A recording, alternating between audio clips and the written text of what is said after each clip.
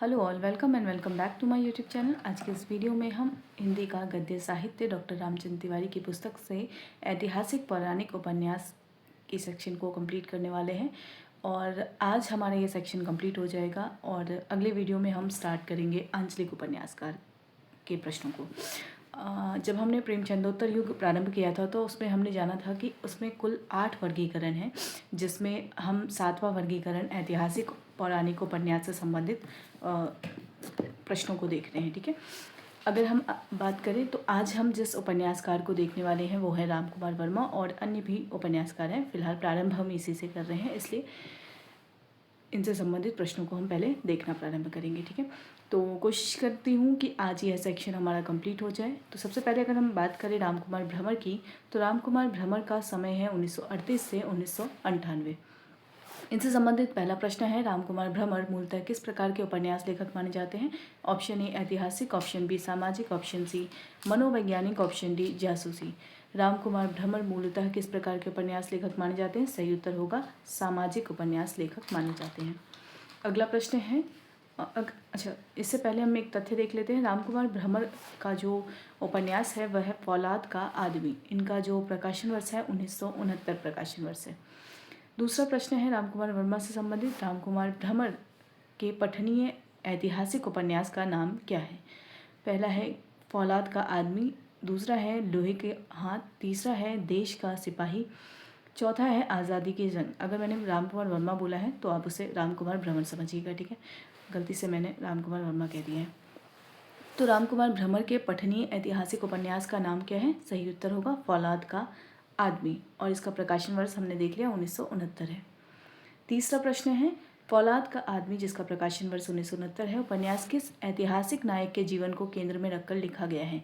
Option a Nana Sahib, option b Tatya Tope, option c Azimullah Khan, option d Mangal Pandey. सही उत्तर होगा अजीमुल्ला खां के नायकत्व पर केंद्रित यह उपन्यास है अजीमुल्ला खां, फौलाद का आदमी। ठीक है, अगला प्रश्न है, फौलाद का आदमी उपन्यास की पृष्ठभूमि क्या है? ऑप्शन ए मुगल साम्राज्य का पतन, ऑप्शन बी 1857 का प्रथम स्वतंत्रता संग्राम, ऑप्शन सी पानीपत का युद्ध, ऑप्शन डी असहयोग आंदोलन।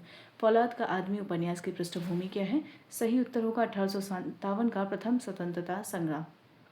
अगला प्रश्न है, लेखक ने इस उपन्यास में अजीमुल्ला खां के किन गुणों का विशेष परिचय दिया है? ऑप्शन ए कूटनीति और चातुर्य, ऑप्शन बी शौर्य एवं दृढ़ता, ऑप्शन सी केवल संगीत प्रेम, ऑप्शन डी व्यापारिक बुद्धि। सही उत्तर होगा शौर्य एवं दृढ़ता। लेखक ने इस उपन्यास में अजीमुल्ला खां के किन गुणों का विशेष परिचय दिया है? शौर्य एवं दृढ़ता का। अगला प्रश्न है, फौलाद का आदमी उपन्यास के संदर्भ में कौन सा कथन सत्य है? पहला है, यह पूरी तरह से ऐतिहासिक तथ्यों पर आधारित है, ऑप्शन बी इसमें 1857 के संग्राम को जनसंघर्ष के रूप में पूरी तरह उभारा गया है, ऑप्शन सी राष्ट्रीय दृष्टि के कारण इसमें कहीं कहीं ऐतिहासिक तथ्यों को तोड़ा मरोड़ा गया है, ऑप्शन डी यह एक अनुवादित कृति है। सही उत्तर होगा राष्ट्रीय दृष्टि के कारण इसमें कहीं कहीं ऐतिहासिक तथ्यों को तोड़ा मरोड़ा गया है फौलाद के आदमी उपन्यास में। अगला प्रश्न है, फौलाद का आदमी का प्रकाशन वर्ष क्या है? Option A 1957, option B 1969। तो सही उत्तर क्या हो जाएगा? ख 1969। फौलाद का आदमी के संदर्भ में अगर हम बात करें तो इसका प्रकाशन वर्ष 1969 है और उनका यह एक पठनीय ऐतिहासिक उपन्यास है। यह 1857 के प्रथम स्वतंत्रता संग्राम के नायक अजीमुल्ला खां को केंद्र में रखकर लिखा गया है। लेखक ने अजीमुल्ला खां के शौर्य एवं दृढ़ता का अच्छा परिचय दिया है। उपन्यास राष्ट्रीय दृष्टि से लिखा गया है, इसलिए कहीं कहीं ऐतिहासिक तथ्यों को तोड़ा मरोड़ा गया है। लेखक 1857 ईस्वी के संग्राम को जनसंघर्ष के रूप में नहीं उभार सका, फिर भी उपन्यास पठनीय है। अगले रचनाकार हैं शिव प्रसाद सिंह। इनका जो जन्म वर्ष है वह पुस्तक में नहीं दिया है, इसलिए मैंने यहाँ पे इनका जन्म वर्ष नहीं लिखा है। ठीक है, अगला प्रश्न इनसे संबंधित है, नीला चांद जिसका प्रकाशन वर्ष 1988 है, उपन्यास का कथानक किस ऐतिहासिक काल और स्थान से संबंधित है? ऑप्शन ए 12वीं शताब्दी की दिल्ली, ऑप्शन बी 1060 ईस्वी की काशी, ऑप्शन सी मौर्यकालीन पाटलिपुत्र, ऑप्शन डी मुगलकालीन आगरा। सही उत्तर होगा 1060 की काशी का इसमें चित्रण है नीला चांद में। शिवप्रसाद सिंह के अन्य उपन्यासों की अगर हम बात करें तो नीला चांद 1988 है, कुहरे में युद्ध 1992 है, दिल्ली दूर है 1993, वैश्वानर 1996, तो ये 4 उपन्यास इनके शिवप्रसाद सिंह के हैं। अगला प्रश्न है, नीलाचांद में किस शासक को एक आदर्श एवं प्रगतिशील सामंत के रूप में प्रस्तुत किया गया है जो जनशक्ति को संगठित करता है? तो सही उत्तर इसका क्या हो जाएगा? कीर्तिवर्मा। संबंधित तथ्य देख लेते हैं। नीलाचांद से संबंधित तथ्य। नीलाचांद का प्रकाशन वर्ष 1988 है। इसमें 1060 ईस्वी के काशी कोष के पूरे सांस्कृतिक संदर्भ में मूर्त किया गया है। इस समय काशी पर 2 राजवंशों का शासन था। व्यवहारिक रूप में काशी का शासन कलचुरी राजा कर्णदेव के हाथ में था, किंतु एक आपसी अनुबंध के तहत सिद्धांततः गाहडवाल नरेश चंद्रदेव भी काशी के राजा माने जाते थे। कर्णदेव ने चंदेल राजा देववर्मा को हराकर उसका वध कर दिया था। देववर्मा का छोटा भाई कीर्तिवर्मा गाहडवाल नरेश चंद्र देव के पौत्र गोविंद चंद यानी गोविंद सिंह को अपने संरक्षण में लेकर जनशक्ति को संगठित करता है और एक सच्चे लोकनायक के रूप में न केवल जनता को अनेक प्रकार के अत्याचारों से मुक्ति दिलाता है, वरन कर्णदेव को पराजित कर अपनी वंश मर्यादा की पुनर्प्रतिष्ठा भी करता है। लेखक ने कीर्तिवर्मा को एक आदर्श एवं प्रगतिशील सामंत शासक के रूप में प्रस्तुत किया है। इतिहास को मार्मिक एवं जीवंत कथा के रूप में प्रस्तुत करने के लिए लेखक ने रम्य कल्पना का सार्थक और सौउद्देश्य प्रयोग किया है। कीर्तिवर्मा का साथ देने वाले गौड़, भील, आदिवासी, नीच जातियों के अनेक पात्र कल्पना की सृष्टि हैं।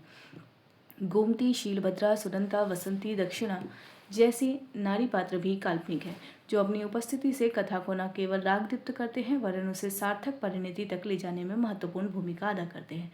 तत्कालीन धार्मिक मतों, बौद्ध वज्रयानियों, कपालिक तांत्रिकों, नाथ योगियों, शैवों और वैष्णवों की जीवनचर्या का सजीव अंकन करके लेखक ने पूरे युग की सांस्कृतिक मनोभूमि का यथार्थ स्वरूप प्रस्तुत किया है। सब मिलाकर नीलाचांद निश्चित रूप से एक महत्वाकांक्षी रचना है। तो अगर हम देखें तो नीलाचांद जो उपन्यास की जो विषय वस्तु है, जो कुछ पुस्तक में दे रखा था, वो मैंने यहाँ पर आपके सामने रख दिया है। ठीक है। अगला प्रश्न है शिवप्रसाद सिंह के ही उपन्यास के संदर्भ में। उनका उपन्यास है कुहरे में युद्ध, प्रकाशन वर्ष 1992 और है दिल्ली दूर है 1993। उपन्यास के दोनों खंडों का मूल नाम क्या है? ऑप्शन ए दिल्ली अभी दूर है, ऑप्शन बी हनूज दिल्ली दूरस्थ, ऑप्शन सी सल्तनत का काल, ऑप्शन डी आनंद वार्षिक की गाथा। सही उत्तर होगा हनूज दिल्ली दूर अस्त। सही उत्तर हो गया इसका बी।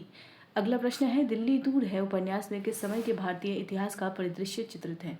ऑप्शन ए 1000 से 1100 ईस्वी, ऑप्शन बी 1233 से ईस्वी से 1305 ईस्वी, ऑप्शन सी 1526 ईस्वी से 1600 ईस्वी, ऑप्शन डी 1857 का काल।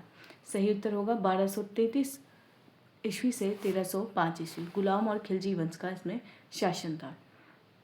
अगला प्रश्न है कुहरे में युद्ध और प्रश्न देखने से पहले हम तथ्य देख लेते हैं। कुहरे में युद्ध और दिल्ली दूर है एक ही उपन्यास यानी हनोज दिल्ली दूर अस्त के 2 खंड हैं।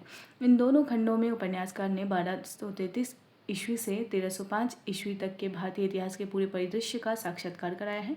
कथानायक महोबा के राजा परमर्दिदेव के पुत्र त्रैलोक्य मर्दिदेव का सेनापति आनंद वार्षिक है। पहले खंड का संबंध जुझौती से है और दूसरे का दिल्ली से।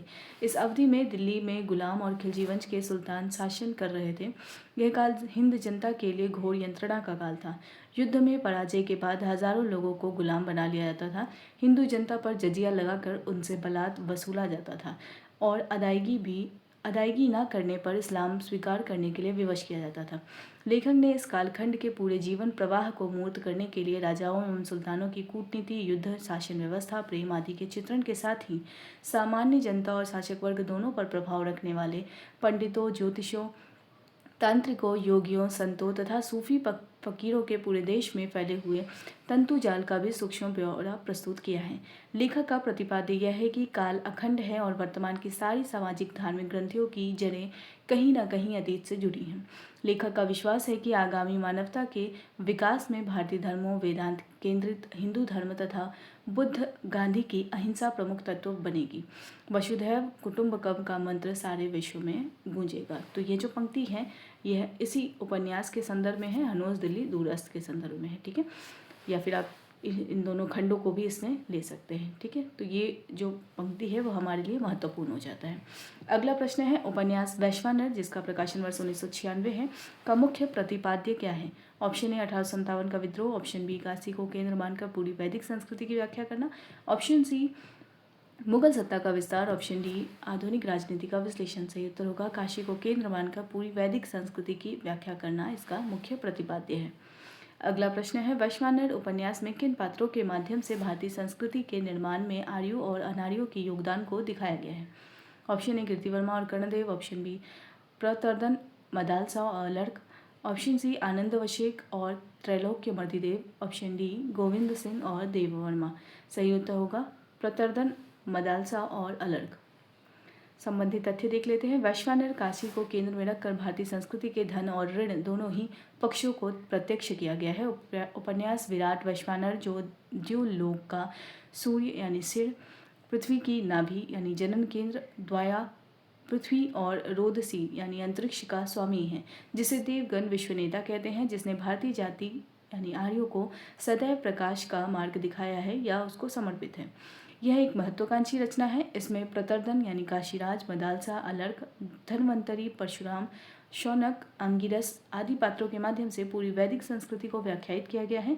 लेखक ने प्रतिपादित किया है कि भारतीय संस्कृति के निर्माण में आर्यों अनार्यों दोनों का योगदान है। यह एक उदार और विश्वचेता संस्कृति है। यह आज भी विश्व का मार्गदर्शन कर सकती है। लेखक को कहीं ना कहीं यह गर्व भी है कि काशी इस उदात्त संस्कृति का केंद्र रहा है। अगला प्रश्न हम देखते हैं। शिवप्रसाद सिंह के अनुसार भारतीय संस्कृति का मूल मंत्र क्या है जो विश्व का मार्गदर्शन कर सकता है। ऑप्शन ए युद्धमेव जयते, ऑप्शन बी वसुधैव कुटुंबकम, ऑप्शन सी स्वराज्य हमारा जन्मसिद्ध अधिकार है, ऑप्शन डी अहिंसा परमो धर्म। सही उत्तर क्या होगा? भारतीय संस्कृति के मूल मंत्र को दर्शाया है वसुधैव कुटुंबकम के रूप में शिवप्रसाद सिंह ने।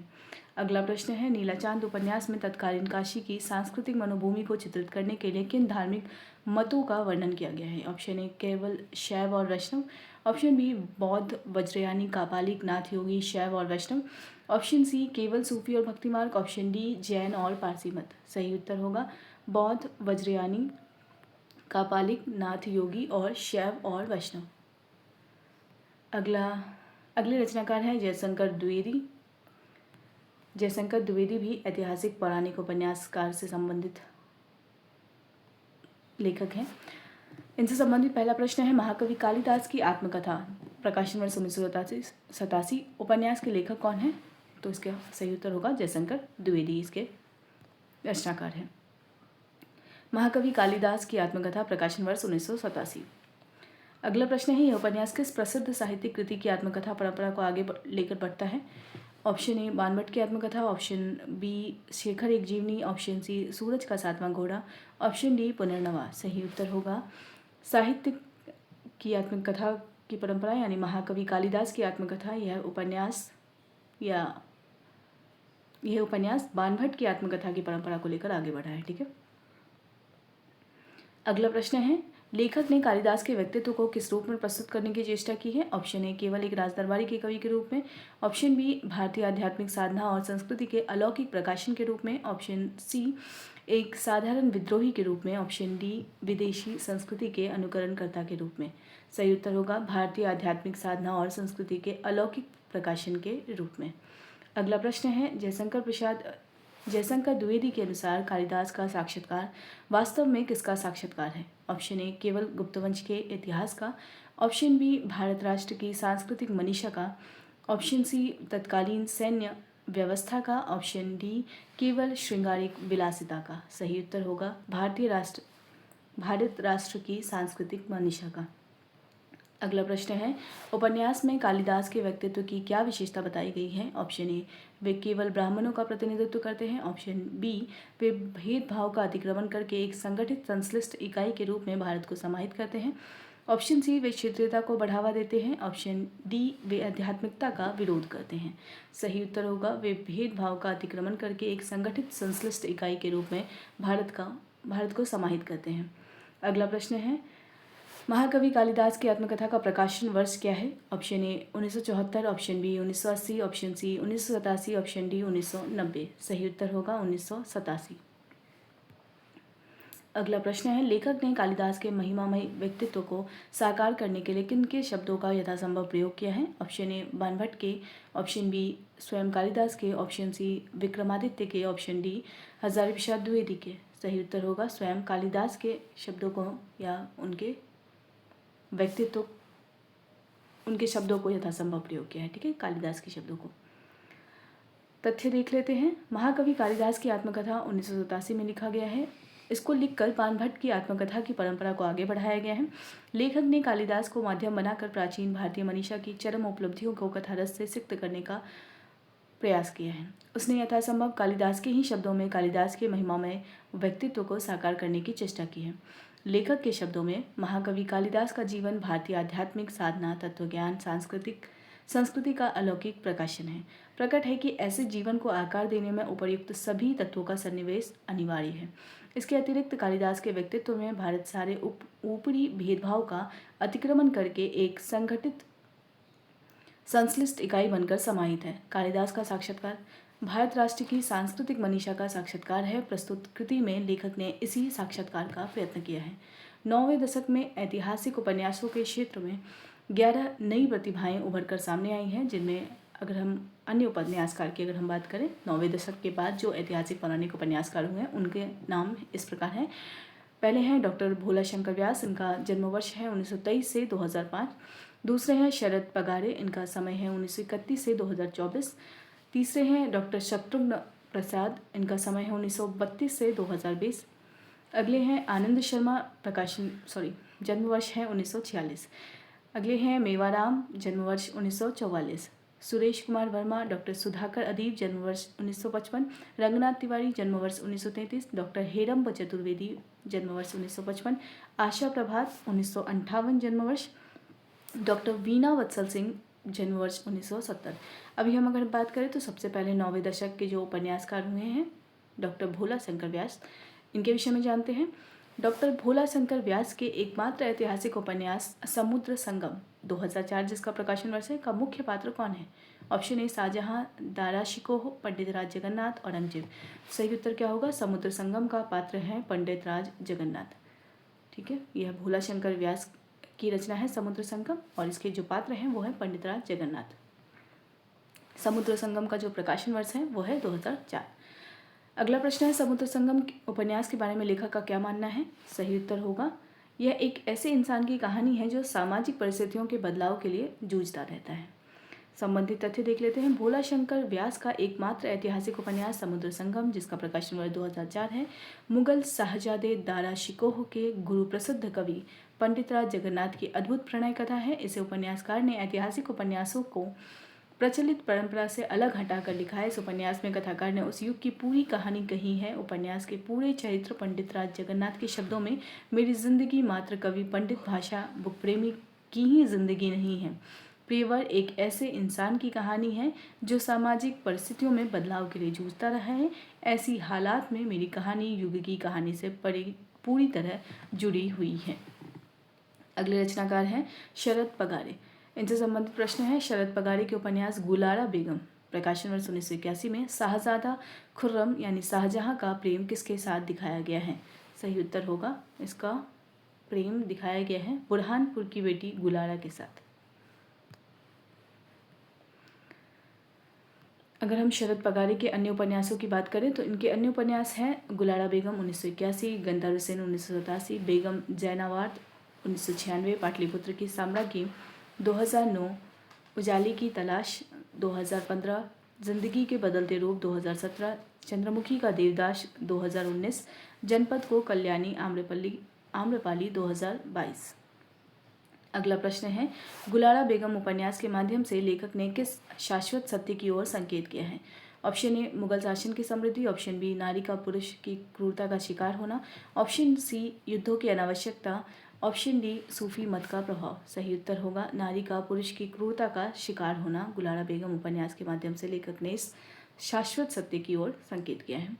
संबंधित तथ्य देख लेते हैं। गुलारा बेगम में शाहजादा खुर्रम और बोरवारी की एक हसीन बेटी गुलारा की प्रेम कथा को इतिहास सिद्ध कल्पना के आधार पर उपन्यास का रूप दिया गया।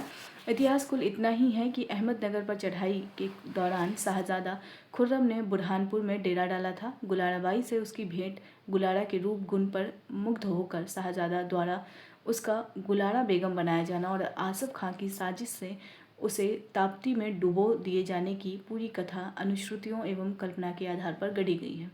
उपन्यासकार ने यह संकेत दिया है कि इतिहास के प्रत्येक कालखंड में नारी को पुरुष की क्रूरता का शिकार होना पड़ा है। अगला प्रश्न है, शरद पगारे का उपन्यास गंधर्व सेन प्रकाशन वर्ष 1987 किस ऐतिहासिक अनुश्रुत पात्र पर आधारित है? Option A Kanishka, option B Ujjaini के महाराज Gandharva Sen, option C Rudradaman, option D Vikramaditya. सही उत्तर होगा बी, उज्जैनी के महाराज गंधर्व सेन पर आधारित यह उपन्यास है। संबंधित तथ्य अगर हम देखें तो गंधर्व सेन में उज्जैनी के महाराज गंधर्व सेन और बौद्ध साध्वी सरस्वती की प्रेम कथा कही गई है। कथा का ऐतिहासिक आधार कुहासा भरा है। इतिहास सिद्ध कथा इतनी ही है कि कुषाण राज के यशस्वी नरेश कनिष्क के सौराष्ट्र क्षेत्र के क्षत्रप रुद्रदामन ने उज्जैनी को पराजित कर वहां अपना राज्य कायम किया था। उसके द्वारा पराजित राजा गंधर्व सेन ही थे। इस संबंध में भी इतिहास मौन है। गंधर्व सेन से जुड़ी हुई सारी कथा जैन स्रोतों, अनुश्रुतियों एवं अतीत सिद्ध कल्पना पर आधारित है। लेखक ने तंत्रमंत्र तथा धार्मिक आडंबरों की व्यर्थता सिद्ध करने के साथ ही नारी उत्पीड़न की ओर भी हमारा ध्यान आकृष्ट किया है। अगला प्रश्न है, बेगम जैनावादी उपन्यास में मुगल बादशाह औरंगजेब का प्रेम प्रसंग किसके साथ वर्णित है? ऑप्शन है Gulara Begum, option b Hira Zainabadi, option c Amrapali, option d Chandramukhi. सही उत्तर होगा हीरा जैनावादी। अगला प्रश्न है, श्री पगारे के तीसरे उपन्यास बेगम जैनावादी में बुरहानपुर की बेहद खूबसूरत नृत्यांगना हीरा जैनावादी और मुगल बादशाह औरंगजेब की प्रेम कहानी कही गई है। प्रेम कहानी के साथ उपन्यास में औरंगजेब का गहन अंतर्द्वंद, नारी जीवन की व्यवस्था, नृत्यांगनाओं की पीड़ा और पूरे मुगलिया शासन एवं संस्कृति का तथ्याधारित चित्रण किया गया है। अगला प्रश्न है, शरद पगारे के उपन्यासों की प्रमुख विशेषता क्या है? ऑप्शन ए केवल विजय गाथाओं का वर्णन, ऑप्शन बी इतिहास सिद्ध कल्पना के साथ नारी पीड़ा और सांस्कृतिक अंतर्द्वंद का चित्रण, ऑप्शन सी आधुनिक मशीनी का युग का विरोध, ऑप्शन डी जासूसी प्रवृत्तियों का समावेश। शरद पगारे के उपन्यासों की प्रमुख विशेषता क्या है? सही उत्तर हो जाएगा इतिहास सिद्ध कल्पना के साथ नारी पीड़ा का और सांस्कृतिक अंतर्द्वंद का चित्रण। अगला प्रश्न है, निम्नलिखित में से कौन सी रचना शरद पगारे की है? ऑप्शन ए पाटलिपुत्र की सामग्री 2009, ऑप्शन बी जनपद की कल्याणी आम्रपाली 2022, ऑप्शन सी उजाले की तलाश 2015, ऑप्शन डी उपर्युक्त सभी। सही उत्तर होगा उपर्युक्त सभी, यानी ये तीनों उपन्यास शरद पगारे के उपन्यास है।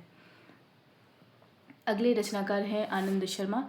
आनंद शर्मा से संबंधित प्रश्न है, आनंद शर्मा के किस उपन्यास में जयपुर के राजा जगत सिंह और एक विदुषी तवायफ की प्रेम कथा वर्णित है? सही उत्तर होगा रस कपूर में। आनंद शर्मा से संबंधित जो उपन्यास है उनको भी देख लेते हैं। इतिहास के नुपुर, रस कपूर प्रकाशन वर्ष 1995, एक और भीष्म, नरवद सुप्यार दे 2003 इसका प्रकाशन वर्ष है, और अमृतपुत्र 2006 प्रकाशन वर्ष है। अगला प्रश्न है, रस कपूर जिसका प्रकाशन वर्ष 1995 है। उपन्यास के अनुसार महाराज जगत सिंह ने रस कपूर को कहाँ कैद किया था? ऑप्शन ए नाहरगढ़ में, ऑप्शन बी आमेर किले में, ऑप्शन सी सुदर्शनगढ़ में, ऑप्शन डी विजयगढ़ में। सही उत्तर होगा रस कपूर। उपन्यास के अनुसार महाराजा जगत सिंह ने रस कपूर को कहाँ कैद किया था? सुदर्शनगढ़ में। अगला प्रश्न है, लेखक आनंद शर्मा के अनुसार रस कपूर उपन्यास में इतिहास और कल्पना का क्या अनुपात है? ऑप्शन ए 50% इतिहास और 50% कल्पना। तो इसका सही उत्तर क्या होगा? 80% इसमें इतिहास है और 20% इसमें कल्पना का सन्निवेश है। संबंधित तथ्य देख लेते हैं। रस कपूर 1995 एक इतिहास सिद्ध उपन्यास है। इसमें जयपुर के राजा जगत सिंह और रस कपूर की प्रेम कथा वर्णित है। रस कपूर एक रूप गुण संपन्न विदुषी तवायफ थी। उस पर मुग्ध होकर महाराज जगत सिंह ने उसे अपना आधा राज और रसविलास महल दे दिया था। महाराज की कुलीन विवाहिता रानियों को उससे ईर्ष्या होने लगी। राजमर्यादा भंग होते देख सामंतों के तेवर चढ़ गए। दोनों ने मिलकर उसके विरुद्ध षड्यंत्र रचा और प्रमाणित कर दिया कि महाराज को अपदस्थ करके पूरे जयपुर राज्य पर अधिकार करना चाहती थी। महाराज ने सामंतों के आक्रोश को देखते हुए उसे सुदर्शनगढ़ में कैद कर दिया। इसके विपरीत रस कपूर का महाराज के प्रति समर्पण और प्रेम बना रहा। महाराज ने भी मन से कभी उसे अपराधी नहीं माना। महाराज के विरोधियों ने विष देकर महाराज की हत्या करा दी। रस कपूर ने उनकी प्रज्वलित चिता में कूदकर अपने प्राण त्याग दिए। उसके दिव्य प्रेम और एकांत समर्पण में तनिक भी दाग नहीं लगा। लेखक के अनुसार उपन्यास में 80% इतिहास और 20% कल्पना है। रस कपूर का प्रेम और बलिदान इतिहास सिद्ध है। राजस्थान के 18वीं शती के सामंतीय जीवन की हर धड़कन को मूर्त करने वाला यह एक पठनीय उपन्यास है। अगला प्रश्न है, नरवद सुप्यारदे उपन्यास किन दो पात्रों के अप्रतिम प्रेम की कहानी कहता है? सही उत्तर होगा रूस राजकुमारी सुप्यारदे और मंडोर राजकुमार नरवद राठौड़ की प्रेम कहानी है। संबंधित तथ्य देख लेते हैं। नरवद सुप्यारदे में रूस राजकुमारी सुप्यारदे और मंडोर राजकुमार नरवद राठौड़ के अप्रतिम प्रेम की कहानी कही गई है। कहानी ऐतिहासिक दृष्टि से प्रामाणिक है। रस कपूर की भांति यह भी लोकप्रिय होगी ऐसा हमारा विश्वास है। इतिहास के नुपुर और एक और भीष्म हमारे देखने में नहीं आया। यानी अगर उनकी अन्य रचनाओं की बात करें तो ये दोनों रचनाएं भी कहा जा रहा है कि ये इन्हीं का है, यानी शरद पगारे का ही है, लेकिन यह हमारे यानी रामचंद्र तिवारी के परिचय में ये नहीं आ पाया है। ठीक है। अगले रचनाकार हैं बच्चन सिंह। इनका जन्म वर्ष है 1919 से 2008। संबंधित प्रश्न देख लेते हैं। बच्चन सिंह जो मूलतः आलोचक हैं, इनके उपन्यासों की मुख्य प्रकृति क्या रही है? सही उत्तर होगा पौराणिक समाज व्यवस्था की आलोचना करना। अगला प्रश्न है, सुतो वा सूत पुत्रो वा प्रकाशन वर्ष है 1998। उपन्यास किसकी आत्मकथा के रूप में लिया गया है? सही उत्तर होगा कर्ण की आत्मकथा के रूप में लिया गया है। तो बच्चन सिंह से संबंधित जो भी उपन्यास है यह आपके लिए महत्वपूर्ण हो जाते हैं। संबंधित तथ्य देख लेते हैं। सुतो वा सूत पुत्रो वा कर्ण की आत्मकथा है। कर्ण कुंती का परित्यक्त पुत्र था। उसका पालन पोषण सूत अधिरथ ने किया था। वे महातेजस्वी और अप्रतिम वीर था। दुर्योधन उसका मित्र था। उसने उसे सत्ता और सम्मान दोनों दिया था। वे किसी भी स्थिति में दुर्योधन का साथ छोड़ने को तैयार नहीं था। कृष्ण ने अर्जुन को प्रेरित करके अधर्म पूर्वक उसका वध कराया था। लेखक ने उसे पूरी सहानुभूति के साथ व्यास और कृष्ण समर्थित पांडव पोषक धर्म व्यवस्था के विरुद्ध चार्वाक समर्थित मानवीय धार्मिक चेतना के प्रतिनिधि के रूप में प्रस्तुत किया है। अगला प्रश्न है, बच्चन सिंह ने कर्ण को किस विचारधारा के प्रतिनिधि के रूप में प्रस्तुत किया है? सही उत्तर होगा चार्वाक समर्थित मानवीय धार्मिक चेतना के रूप में। अगला प्रश्न है, पांचाली 2001 प्रकाशन वर्ष है। उपन्यास के माध्यम से लेखक ने द्रौपदी को किसका प्रतीक माना है? सही उत्तर होगा नारी उत्पीड़न का शाश्वत प्रतीक माना है। संबंधित तथ्य देख लेते हैं। पांचाली द्रौपदी की आत्मकथा है। द्रुपद पुत्री याज्ञसेनी पांचाली महाभारत काल की अप्रतिम नारी है। उसका सौंदर्य और तेज अद्वितीय है। महाबली धृष्टद्युम्न की भगिनी अजय पांडवों की पत्नी कृष्ण की प्रिय सखी होकर भी वह आजीवन अनाथवत अपमान की ज्वाला में जलने के लिए अभिशप्त है। इस उपन्यास में लेखक ने पूरी सहानुभूति के साथ उसके जीवन की त्रासदी को मूर्त किया है। पांचाली नारी उत्पीड़न का शाश्वत प्रतीक है। कौरवों की राजसभा में उसके द्वारा पूछे गए प्रश्न आज भी अनुत्तरित हैं। कदाचित इसलिए लेखक की कल्पना में अग्निशिखा की भांति वह आज भी प्रज्वलित है। अगला प्रश्न है, मेवाराम प्रकाशन वर्ष 1944। प्रश्न है, बदनसीब बादशाह हुमायूं प्रकाशन वर्ष 2014। उपन्यास के लेखक कौन हैं? Option A doctor Heramb Chaturvedi, option B Mewaram, option C doctor Sudhakar Adeeb, option D Ranganath Tiwari. सही उत्तर होगा डॉक्टर मेवाराम है सिर्फ। मेवाराम से संबंधित अन्य उपन्यास भी देख लेते हैं। दारा शिकोह 2009, रजिया सुल्तान 2011, बदनसीब बादशाह हुमायूं 2014, दास्तान आगरा 2014, नूरजहां दो खंड 2016। अगला प्रश्न है, मेवाराम के ऐतिहासिक उपन्यासों का मुख्य विषय क्या रहा है? ऑप्शन ए प्राचीन वैदिक काल, ऑप्शन बी मुगल काल और दिल्ली सल्तनत के पात्र, ऑप्शन सी स्वतंत्रता संग्राम 1947, ऑप्शन डी पौराणिक कथाएं। सही उत्तर होगा मुगल काल और दिल्ली सल्तनत के पात्र। अगले रचनाकार है डॉक्टर सुधाकर अदीब। इनका जन्म वर्ष है 1955। इनसे संबंधित प्रश्न है, डॉक्टर सुधाकर अदीब द्वारा रचित वह कौन सा उपन्यास है जो वर्ष 2023 में प्रकाशित हुआ है? ऑप्शन ए कथा विराट, ऑप्शन बी वर्ष और अंगारे, ऑप्शन सी महापत, ऑप्शन डी मीरा के प्रभु गिरधर नागर। सही उत्तर होगा मीरा के प्रभु गिरधर नागर 2023 में प्रकाशित हुआ है।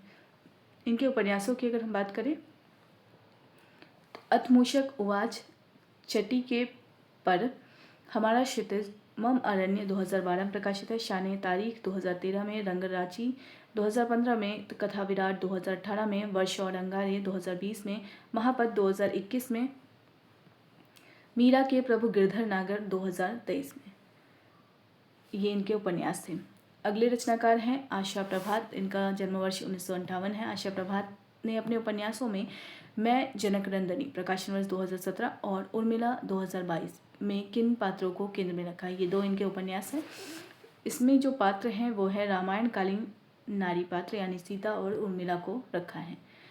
संबंधित उपन्यास देख लेते हैं इनके। मैं जनकनंदनी 2017 और उर्मिला 2022 है। अगले रचनाकार है रंगनाथ तिवारी। रंगनाथ तिवारी से संबंधित प्रश्न है कि इनके उपन्यास सरधना की बेगम 2005 प्रकाशन वर्ष है कि मुख्य पात्र बेगम समरू के बारे में अमृतलाल नागर ने कौन सा लघु उपन्यास लिखा था। सही उत्तर होगा इसके विषय में लिखा था 7 घूंघट वाला मुखड़ा में। ठीक है, सरधना की बेगम इसका प्रकाशन वर्ष क्या है 2005। संबंधित तथ्य देख लेते हैं। सरधना की बेगम समरू को केंद्र में रखकर अमृतलाल नागर ने लघु उपन्यास 7 घूंघट वाला मुखड़ा लिखा था। रंगनाथ तिवारी ने गंभीर तैयारी और शोध के साथ व्यापक राजनीतिक फलक पर सरधना की बेगम लिखा है। उपन्यास में बेगम गतिविधियों के शिखर तक पहुंचती है। समरू एक ऐसी स्त्री का प्रतीक है जो बहुत मामूली हैसियत से ऊपर उठकर राष्ट्रीय गतिविधियों के शिखर तक पहुँचती है। अगला प्रश्न है रंगनाथ तिवारी के अनुसार बेगम समरू किसका प्रतीक है। तो सही उत्तर होगा एक मामूली हैसियत से ऊपर उठकर राष्ट्रीय शिखर तक पहुंचने वाली स्त्री का प्रतीक है। अगले रचनाकार हैं डॉक्टर हिरम्ब चतुर्वेदी। इनका जन्मवर्ष है 1955। संबंधित प्रश्न है डॉक्टर हिरम्ब चतुर्वेदी के अब तक कौन से 2 ऐतिहासिक उपन्यास प्रकाशित हुए हैं। सही उत्तर होगा मुगल शाहजादा खुसरो और जहां आरा। अगर हम बात करें इसके प्रकाशन वर्ष की तो मुगल शाहजादा खुसरो का प्रकाशन वर्ष 2016 है और जहारा का 2022 है। अगले रचनाकार हैं डॉक्टर वीणा वत्सल सिंह। इनका भी जन्म वर्ष 1970 है। संबंधित प्रश्न देख लेते हैं। बेगम हजरत महल 2022 नामक ऐतिहासिक उपन्यास की लेखिका कौन है। तो इसका सही उत्तर क्या होगा वीणा वत्सल सिंह। अगर हम वीणा वत्सल सिंह की बात करें तो इनका जो उपन्यास है बेगम हजरत महल 2022 इसका प्रकाशन वर्ष है। अंत में अगर हम देखें तो ऐतिहासिक पौराणिक उपन्यासों के पूरे विकास को ध्यान में रखकर कहा जा सकता है कि अब इतिहास या पुराण की पुनर्रचना मात्र मनोरंजन या कथा रस की सृष्टि के लिए नहीं की जा रही है। सभी महत्वपूर्ण लेखकों ने उससे शक्ति या प्रेरणा लेने की कोशिश की है। उसे आज की राष्ट्रीय सांस्कृतिक या मानवीय समस्याओं के आलोक में देखा है और इन समस्याओं के समाधान में उसका उपयोग करना चाहा है। इसलिए आज इतिहास अतीत में संचरण का माध्यम मात्र नहीं रह गया है, वह वर्तमान के निर्माण में महत्वपूर्ण भूमिका भी निभा रहा है। तो यहाँ तक हमारा था ऐतिहासिक पौराणिक उपन्यास जो 7वां वर्गीकरण है प्रेमचंदोत्तर युगीन उपन्यास का। 8वां जो वर्गीकरण है वो है आंचलिक उपन्यास जो हम अगले यानी नेक्स्ट वीडियो में हम उसे कवर करेंगे। उसके बाद प्रेमचंद युगीन में ही आधुनिकता बोध से संबंधित उपन्यास भी लिखे गए जिनमें पुरुष और महिला रचनाकार अलग अलग हैं, उनके विषय में भी जानेंगे और तब जाकर हमारा ये उपन्यास वाला सेक्शन कंप्लीट होगा। ठीक है, तो अभी भी 20 से ज़्यादा जो वीडियो हैं वो इसके रिगार्डिंग आपके सामने आएंगे। तो फिलहाल हम इस वीडियो को यहीं पे एंड करते हैं। वीडियो को एंड तक देखने के लिए थैंक यू सो मच।